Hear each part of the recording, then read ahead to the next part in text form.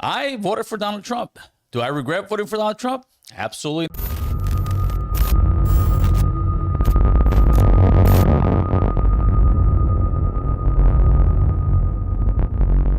All right, everybody. First and foremost, all praise to God. We are here to inform, motivate, and educate. And today we are going to tackle not so much the immigration policy and problems of the United States, but what's been going on as far as the Trump administration going after, workers, hardworking, I call them Americans, from all walks of life of this continent. And it's mostly they're Latinos, Hispanics, Chicanos, whatever you want to call them. And that's why I've got that back there, because that's what we are, man. Central American, Latinos, Indigenous, Mexican American, Chicanos. I came up with that acronym years back. At first, I got a positive response. And then here came the bickering. Here came the inner fighting. I'm not this. I'm not that. You are this. You're not that. And that's what seems to happen time and time again with our people. We start bickering over the smallest and dumbest things. Right now, what you have is finger pointing on all levels. I'll give you an example, and this is no shot at the homies. Cultura podcast. I posted a thing about them deporting and picking up a bunch of illegals over in Tallahassee, Florida, at a construction site. Here, you can watch the video real quick.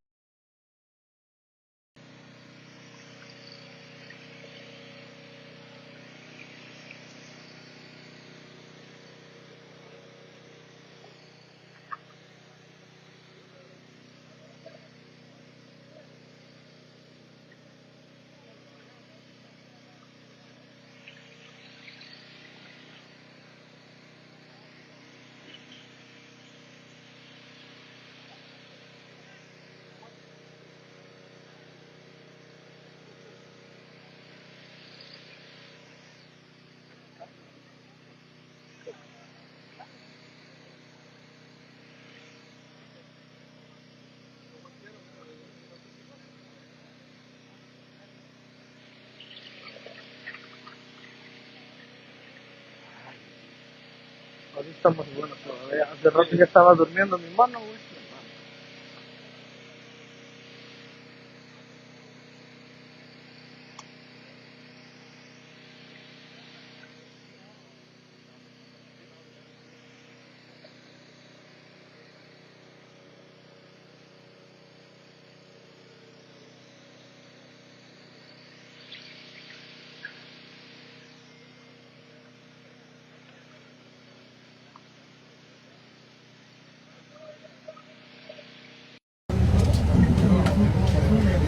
Y nos fuimos.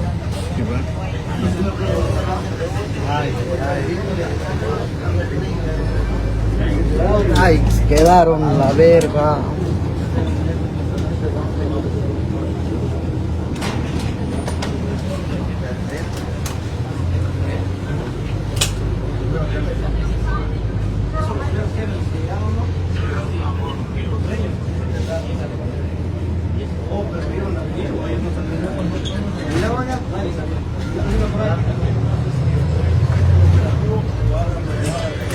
Mira, hasta música te pone.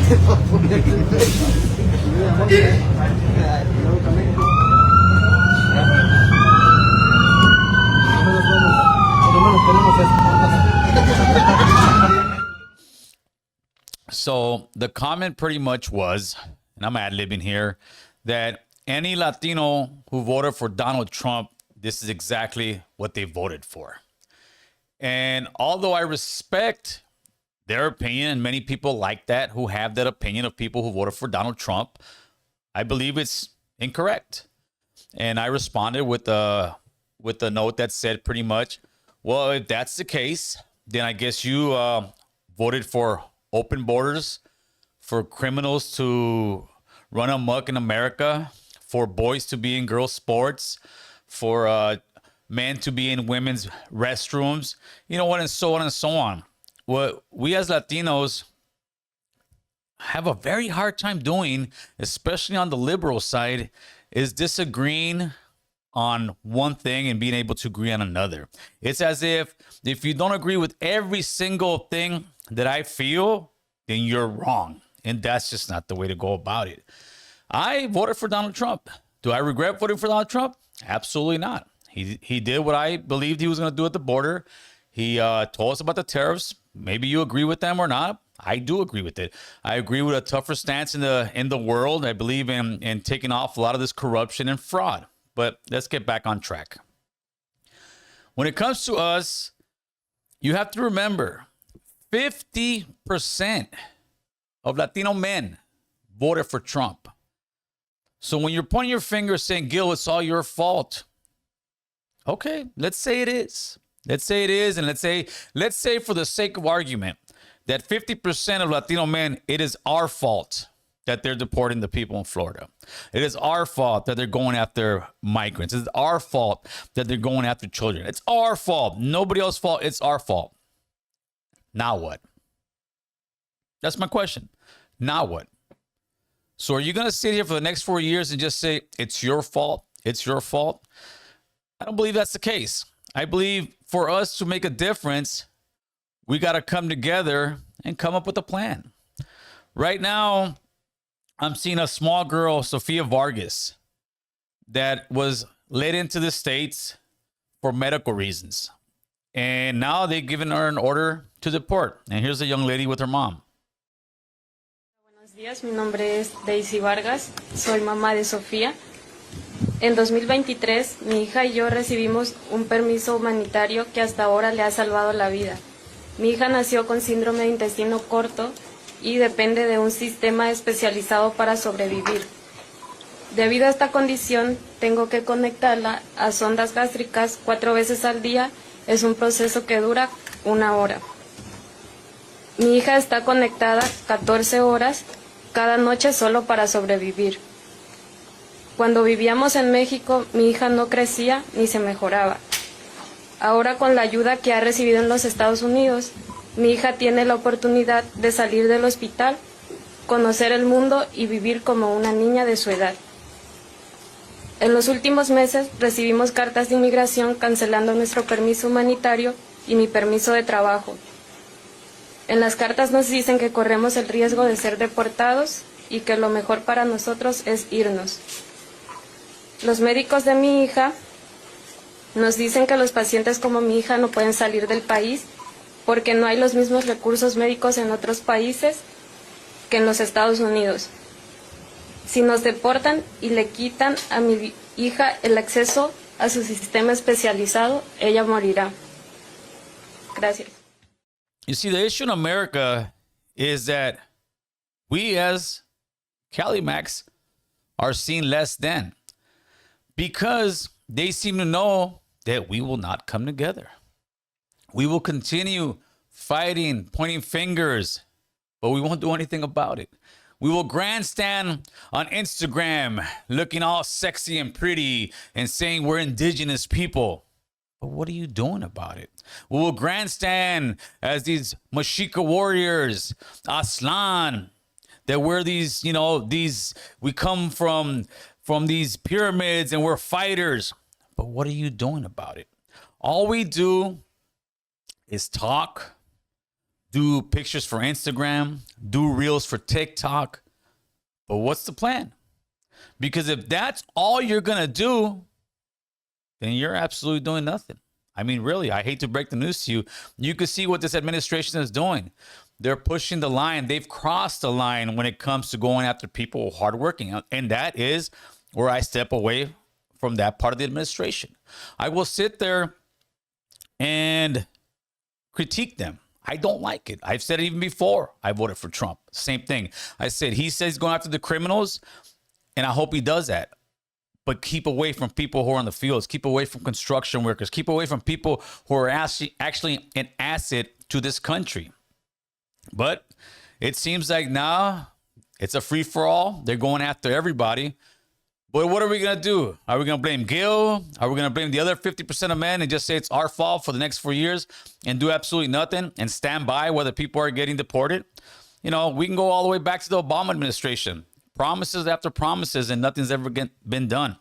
And let me tell you something. Nothing will ever be done unless we come together.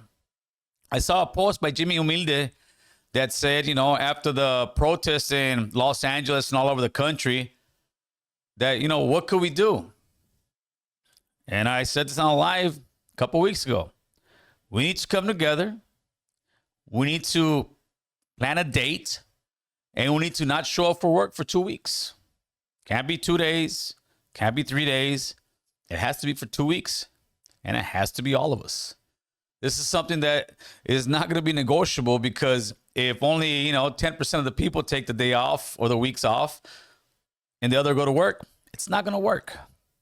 So I think what this has done, it has gave us an opportunity to show our might, to show our strength, not go out there and do the protests and have nothing done, especially out here in California. When you're protesting in California, California is already a liberal state. Nothing's happening. It looks good for the gram, like I said. It looks good for TikTok. But you have to put your money where your mouth is.